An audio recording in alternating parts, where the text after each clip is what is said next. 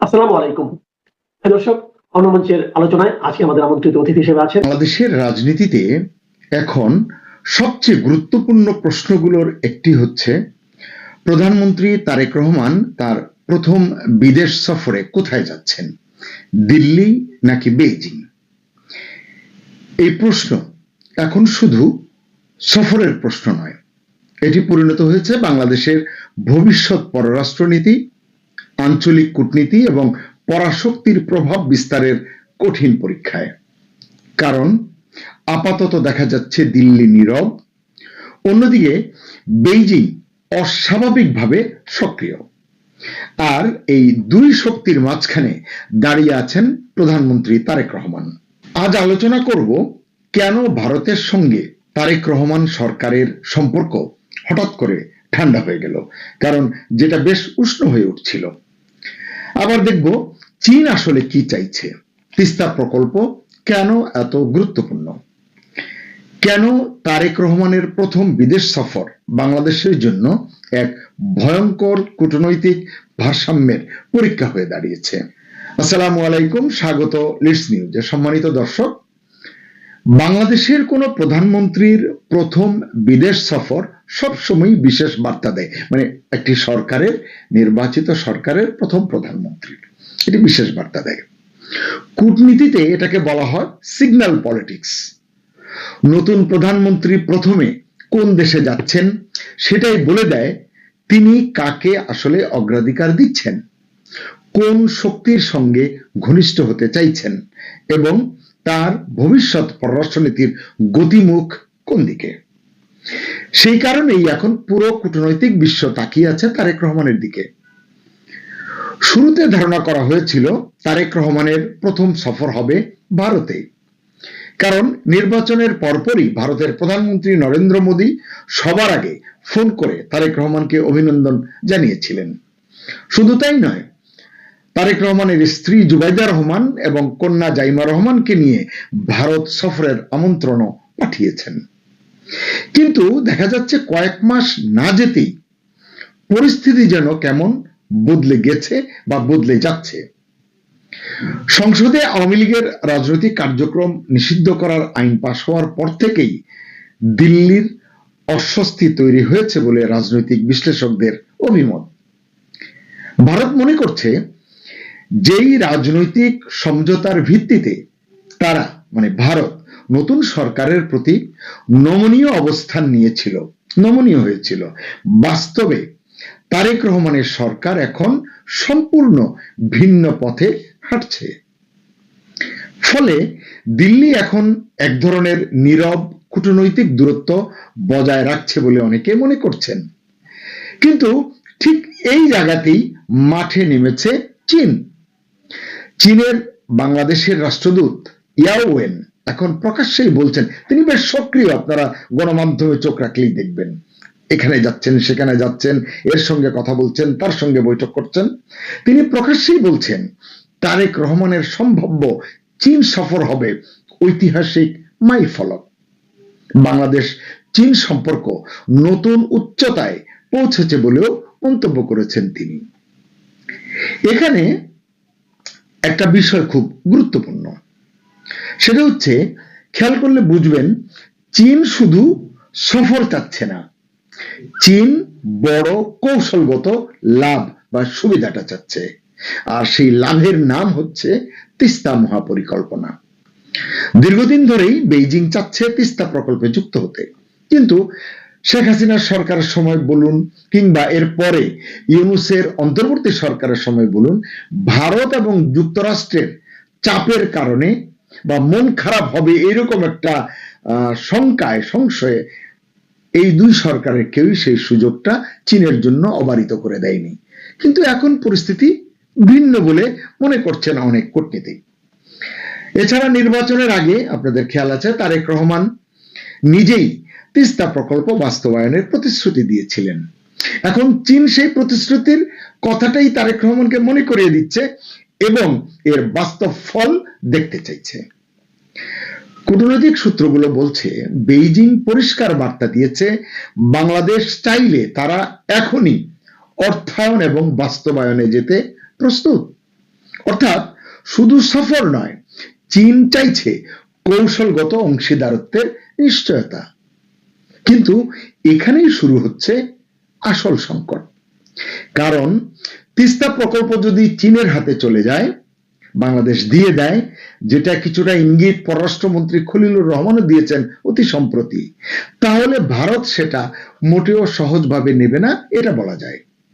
কারণ ভারতের জন্য তিস্তা শুধু নদী নয়, এটি সীমান্ত নিরাপত্তা, উত্তর পূর্বাঞ্চলীয় কৌশল ভারতের এবং আঞ্চলিক প্রভাবের প্রশ্ন। তাই ভারত চায় না বাংলাদেশের উত্তরাঞ্চলে চীনের বড় অবকাঠামোগত উপস্থিতি তৈরি হোক। কিন্তু দর্শক, আপনারা যারা আমাদের গতকালকের কন্টেন্ট দেখেছেন, সেখানে আপনারা দেখেছেন যে লালমনিরহাটে এমন কিছু স্থাপনা দ্রুত গতিতে এগিয়ে চলেছে, বাংলাদেশ করছে। কার অর্থায়নে, কার পরামর্শে, কার নকশায় করছে এটি স্পষ্ট নয়, কিন্তু বাংলাদেশ করছে। ভারতের জন্য এটিও একটি মাথা ব্যথার বিষয়। গতকালকের এই কন্টেন্টটি যারা এখনো দেখেননি, দেখে নিতে পারেন। অন্যদিকে যুক্তরাষ্ট্র বিষয়টি গভীরভাবে পর্যবেক্ষণ করছে। মার্কিন রাষ্ট্রদূত ব্রেন ক্রিস্টেনসেন দায়িত্ব নিয়ে যখন এলেন জানুয়ারিতে, সম্ভবত বাংলাদেশে এসেই তিনি স্পষ্ট ইঙ্গিত দিয়েছিলেন বাংলাদেশ যেন কমিউনিস্ট চীনের সঙ্গে অতিরিক্ত ঘনিষ্ঠ না হয়।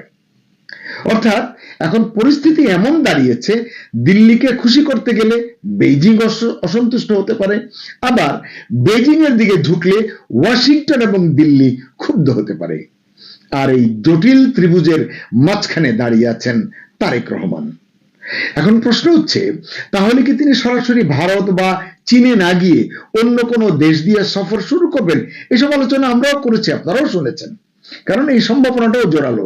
কূটনৈতিক বিশ্লেষকদের কেউ কেউ বলছেন ভুটান দিয়ে যদি সফর শুরু করেন তারেক রহমান, সেটি হবে তার জন্য নিরাপদ এবং কৌশলগতভাবে ভারসাম্যপূর্ণ পদক্ষেপ।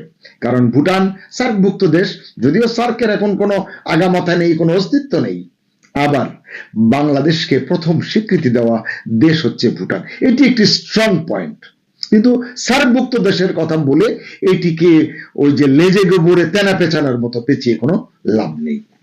তাই ভুটান সফর হলে সেটি একদিকে আঞ্চলিক সহযোগিতার বার্তা যেমন দেবে, অন্যদিকে ভারত চীন প্রতিদ্বন্দ্বিতার সরাসরি কেন্দ্রে না গিয়েও, মানে মাঝখানে না পড়েও সময় নেওয়ার সুযোগ পাবে তারেক রহমানের সরকার। তবে বাস্তবতা হচ্ছে চীন এখন অত্যন্ত আগ্রহী এবং আগ্রাসী। শুরুতেও আমি এটি বললাম। ইতিমধ্যে আপনারা দেখেছেন যে বিএনপি ঘনিষ্ঠ একাধিক প্রতিনিধি দল চীন সফর করেছে। ঘন ঘন একদল গেছে, আরেক দল এসছে, কয়েকটি প্রতিনিধি দল গিয়েছে, ঘুরে এসেছে। অতি সম্প্রতি 6-7 মে পররাষ্ট্রমন্ত্রী খলিলুর রহমানও বেইজিং সফর করেছেন। অনেকে বলছেন তারেক রহমানের চীন সফরের প্রস্তুতি নিয়েও কিন্তু অনেক অগ্রগতি হয়েছে এই সফরকালে, হতে পারে। তবে তিস্তা নিয়ে আলাদা আলোচনা হয়েছে, এটি স্পষ্ট। এমনকি চীনের সঙ্গে অর্থনীতি, জ্বালানি, তথ্য প্রযুক্তি এবং সবুজ শক্তি খাতে, গ্রিন এনার্জির খাতে বড় সহযোগিতার আলোচনাও চলছে বলে জানা গেছে। চীন বলছে নতুন সরকার আসার পর তারা বাংলাদেশে প্রায় $10 কোটি বিনিয়োগ করেছে এবং আরো বড় বিনিয়োগে আগ্রহী। চীন বাংলাদেশে বিনিয়োগ আগেও করেছে, এখনো করছে, ভবিষ্যতেও করবে। কিন্তু এই 2 মাসেই $10 কোটি বিনিয়োগ করেছে, এই পরিসংখ্যান কতটা সত্য সেটি যাচাই করা সম্ভব হয়নি, কারণ এটি প্রমাণ সাপেক্ষ। তাই বলে এটি আমি উড়িয়েও দিচ্ছি না, কারণ চীন বিনিয়োগ চাইলে করতে পারে, কিন্তু বিনিয়োগের পরিবেশটি এখনো আসলে এদেশে তৈরি হয়নি, এটিই বলছেন সকলে। অন্যদিকে জানা যাচ্ছে গুয়াংজুতে বিডার, মানে বাংলাদেশ যে বিনিয়োগ বোর্ড রয়েছে, বিডার অফিস খোলার প্রস্তুতি নিয়েছেন বিডার নির্বাহী চেয়ারম্যান আশিক চৌধুরী। মানে মনে আছে তো আশিক চৌধুরী? এই আশিক চৌধুরী হচ্ছেন সাবেক প্রধান উপদেষ্টা ইউনূসের প্রিয় আশিক, মানে ওয়ান্ডার বয় যাকে বলা হয়েছিল। কিন্তু তিনি যতটা মানে বেলুন ফুলিয়ে যাত্রা শুরু করেছিলেন, বেলুন ততটাই চুপসে গেছে। তাই চেষ্টা করছেন, তিনি এখনো টিকে আছেন এবং টুকটাক করে আরো কিছু সময় ক্ষমতার আস্বাদ নিতে মরিয়া হয়ে উঠেছেন, এগুলি লোকজন বলছে। কারণ গত 2 বছরে তিনি এবং তার বিডা বিনিয়োগের প্রশ্নে কেবল অশ্বডিম্বই প্রসব করেছে এবং এই দেশের গরিব দেশের জনগণের ট্যাক্সের টাকাই শুধু শ্রাদ্ধ করেছে। তারপরও যাই হোক, গুয়াংজুতে, চীনের গুয়াংজুতে বিডার অফিস খোলা হবে বিনিয়োগের জন্য। এতকাল চীনের বিনিয়োগ এসেছে, বিডায় কিছু মানে গুয়াংজুতে কিছু খুলতে হয়নি। মানে এগুলো সব হলো মানে ওই যে তুকতাক মার্কা, বললাম তো, একটু ম্যাজিক দেখানোর চেষ্টা, একটু ঠুসঠাস ইংরেজি বলা এবং নিজেকে বিশাল করে মানে প্রকাশ করা, জাহির করা। লাভ কিন্তু 2 বছর, কম সময় নয়। ইউনূসের 1.5 বছর এবং প্রায় এখন 3 মাস, প্রায় 2 বছর কোনো ভূমিকা কিন্তু আশিক চৌধুরী নেই। চূড়ান্ত ফ্লপ, চূড়ান্ত ব্যর্থ। কিন্তু তিনি চেষ্টা করছেন তারেক রহমানকে নিয়ে গুয়াংজুতে এই যে প্রতিশ্রুত বা এই যেটির কথা বলা হচ্ছে সম্ভাব্য এই বিডার অফিসটি তিনি উদ্বোধন করাতে চান। তাতে তারেক রহমানেরও কাছাকাছি কিছু সময় থাকবেন, নিজের আখেরটা আরেকটু গোছানোর চেষ্টা করবেন অনেকে বলছেন। এবং বলা হচ্ছে বেইজিংও চাইছে এই সুযোগকে সম্ভাবনায় পরিণত করতে, মানে তারেক রহমানকে আরো কিভাবে ঘনিষ্ঠ করা যায় সেটি চেষ্টা করতে। যাই হোক, তারা এখন শুধু কূটনৈতিক নয়, প্রতীকীভাবেও তারেক রহমানকে নিজেদের ঘনিষ্ঠ অংশীদার হিসেবে তুলে ধরতে চাইছে। কিন্তু এই পথ মোটেও সহজ নয়, কারণ বাংলাদেশ এখন এমন এক ভূরাজনৈতিক অঞ্চলে মোড়ে দাঁড়িয়ে আছে যেখানে বঙ্গোপসাগরকে ঘিরে যুক্তরাষ্ট্র, ভারত এবং চীনের প্রতিযোগিতা দ্রুত থেকে দ্রুততর হচ্ছে এবং তীব্র থেকে তীব্রতর হচ্ছে। চীন চায় বঙ্গোপসাগরে কৌশলগত প্রবেশাধিকার, এটি আমরা জানি। ভারত চায় উত্তর পূর্বাঞ্চলের নিরাপত্তা নিশ্চিত করতে, এটিও আমরা জানি। আর যুক্তরাষ্ট্র চায় এই অঞ্চলে চীনের প্রভাব সীমিত রাখতে, এটি আপনারা কে না জানেন। ফলে বাংলাদেশ এখন শুধু একটি দেশ নয়, বরং পরাশক্তিগুলোর বা বড় বড় শক্তিগুলোর প্রতিযোগিতার কেন্দ্রবিন্দু। আর সেই বাস্তবতায় তারেক রহমানের প্রথম বিদেশ সফর হয়ে উঠেছে এক বিশাল কূটনৈতিক চ্যালেঞ্জ।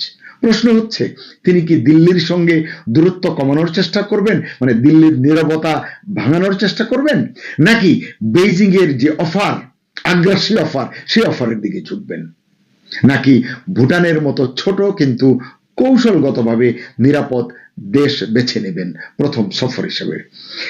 এই প্রশ্নগুলোর উত্তরই হয়তো আগামী দিনের বাংলাদেশের পররাষ্ট্রনীতির দিক নির্ধারণ করবে। সবচেয়ে বড় কথা, ক্ষমতায় আসা যত কঠিন, ক্ষমতায় টিকে থাকা তার চেয়েও কঠিন। বিশেষ করে যখন একদিকে ওয়াশিংটন, অন্যদিকে দিল্লি আর আরেকদিকে বেইজিং, 3 পরাশক্তি তারেক রহমানকে আসলে এখন নিজেদের দিকে টানতে চাইছে। এখন দেখার বিষয় তারেক রহমান শেষ পর্যন্ত কোন পথ বেছে নেন, কোন দেশ বেছে নেন, কি কূটনৈতিক চমক তিনি দেখাতে পারেন। সুপ্রিয় দর্শক, আপনার কি মনে হয় তারেক রহমানের প্রথম বিদেশ সফর কোথায় হওয়া উচিত? ভারত, চীন নাকি অন্য কোনো দেশ? কমেন্টে আপনার মতামত জানান।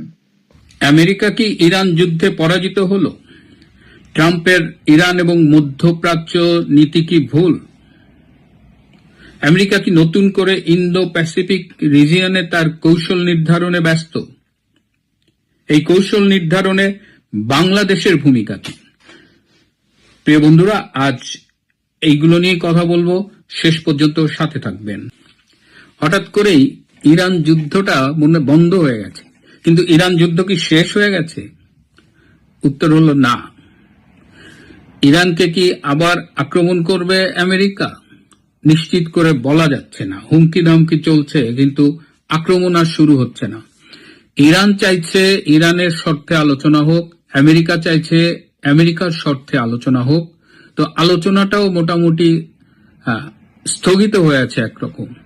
তাহলে এই অবস্থায় কি, কেন আমেরিকা ইরানকে আক্রমণ করছে না? যে যুদ্ধটা 5 দিনের মাথায় শেষ হবে বলে শুরু করেছিলেন ডোনাল্ড ট্রাম্প, এবং ইরানের 46 জন শীর্ষ ব্যক্তিকে হত্যা করা হয়েছিল, তাদের একেবারে ধর্মীয় সর্বোচ্চ নেতা থেকে শুরু করে বিভিন্ন পর্যায়ের একেবারে প্রধান ব্যক্তিগুলোকে হত্যা করা হয়েছিল। তারপরেও ইরান কিন্তু দমে যায়নি, ইরান যুদ্ধটা চালিয়ে গেছে। এবং এই যে যুদ্ধটা চালিয়ে গেছে, মধ্যপ্রাচ্যের অনেকগুলো দেশে আগুন জ্বলেছে। সবকিছু মিলিয়ে ট্রাম্প যে ইরান আক্রমণ করেছিল, কিংবা ইসরায়েল যে আক্রমণ করেছিল, ইসরায়েলের প্ররোচনায় ট্রাম্প যোগ দিয়েছিল, এখন নতুন করে হিসাব নিকেশ হচ্ছে। অনেকেই বলছেন যে এই ইরান যুদ্ধে ট্রাম্প তার কাঙ্ক্ষিত ফল লাভে ব্যর্থ হয়েছেন। কেউ কেউ ঠোঁট কাটা যারা, তারা বলছেন যে ইরান যুদ্ধে ট্রাম্প পরাজিত হয়েছেন। যাই হোক, এই জায়গাটায় ট্রাম্প বেকায়দায় পড়েছে নিশ্চিত। ট্রাম্প যখন প্রেসিডেন্ট হিসেবে দ্বিতীয় দফায় নির্বাচিত হলেন, তার কিন্তু ল্যান্ডস্লাইড ভিক্টরি হয়েছিল। তার প্রত্যাশার চেয়েও বেশি আসনে তিনি জয়লাভ করেছিলেন, স্টেটে জয়লাভ করেছিলেন।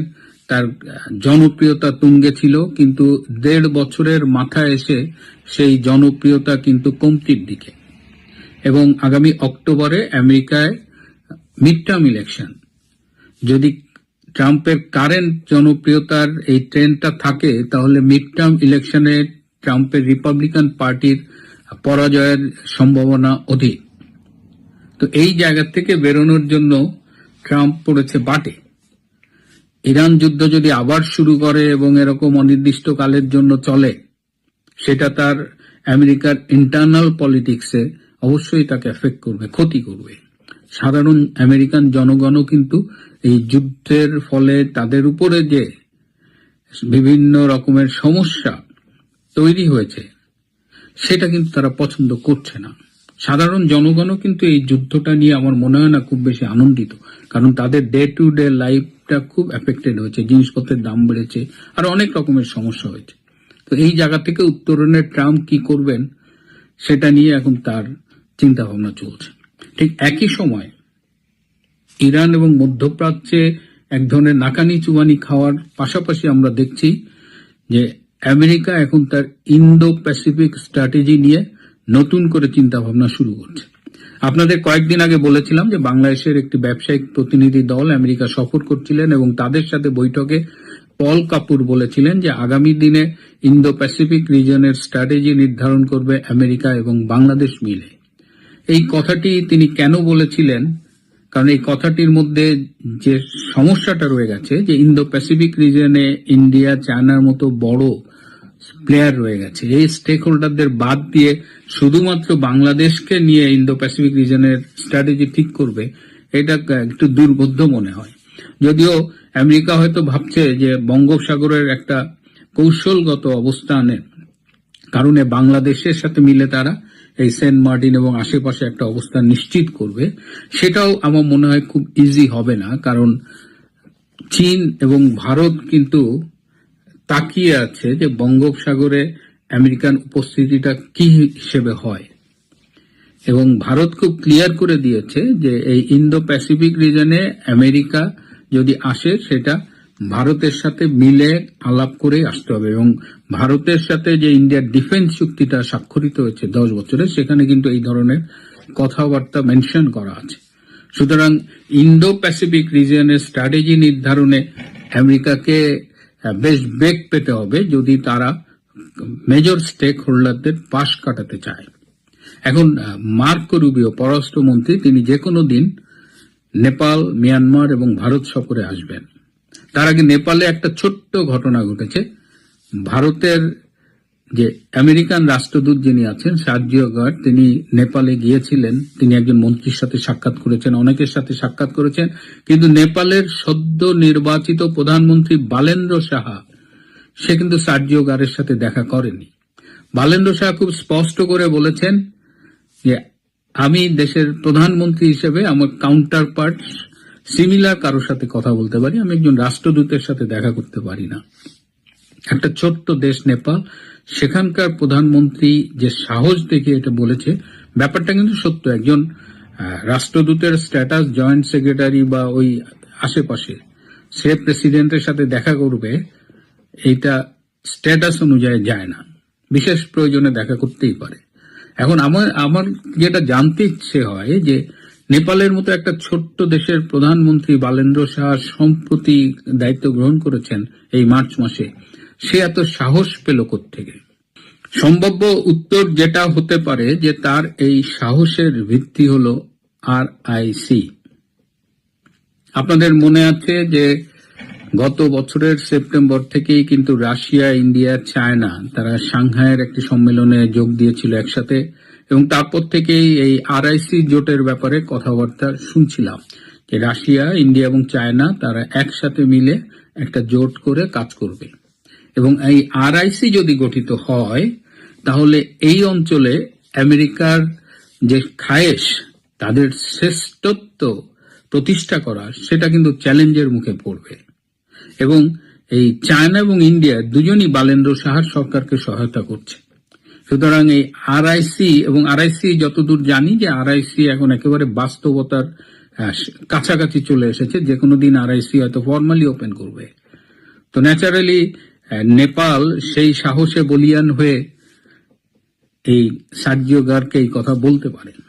এখন মার্কো রুবিও আসবেন, যে মার্কো রুবিও এসে তিনি নেপালে যাবেন, মিয়ানমারে যাবেন যেটা বললাম, এবং ভারতে যাবেন। শেষে মিয়ানমারে যে আমেরিকার যেটা পলিসি ছিল, তাদের যে বার্মা অ্যাক্ট, তারা বাংলাদেশকে করিডোর হিসেবে ব্যবহার করে আরাকান আর্মিকে দিয়ে মিয়ানমারের এক অংশ দখল করবে, রাখাইন স্টেট দখল করবে, সেই পরিকল্পনাটাও কিন্তু এখন আর আগের মতো ফিজিবল নেই।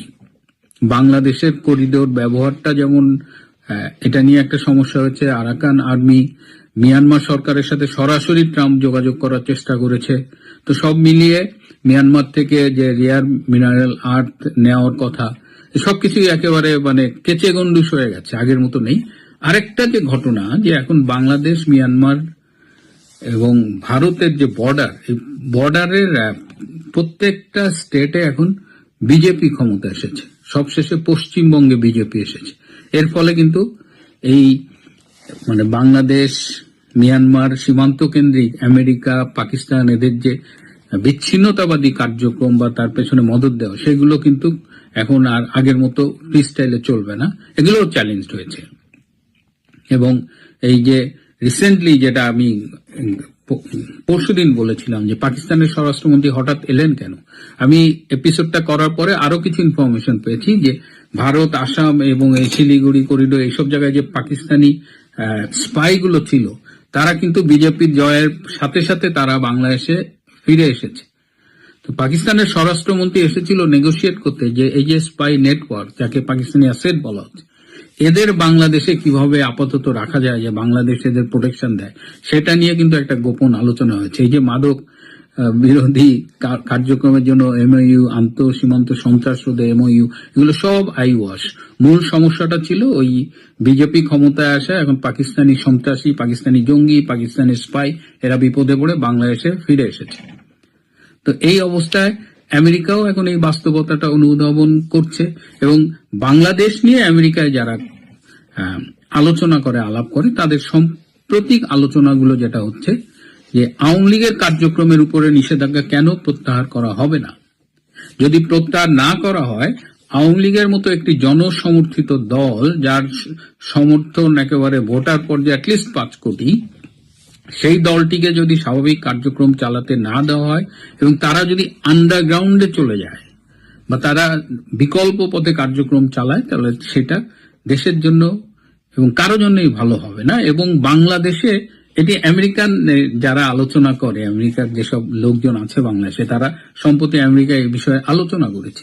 তারাই বলেছে যে বাংলাদেশে যে কোনো সময়ের চাইতে এখন আমেরিকা অনেক বেশি অজনপ্রিয়। আমেরিকাকে মানুষ আগের মতো পছন্দ করছে না, কারণ এই সাম্প্রতিক রেজিম চেঞ্জ, ইউনূসের সরকার, এটি নিয়ে আমেরিকার প্রতি জনগণের একটা বিমুখ ধারণা জন্মেছে।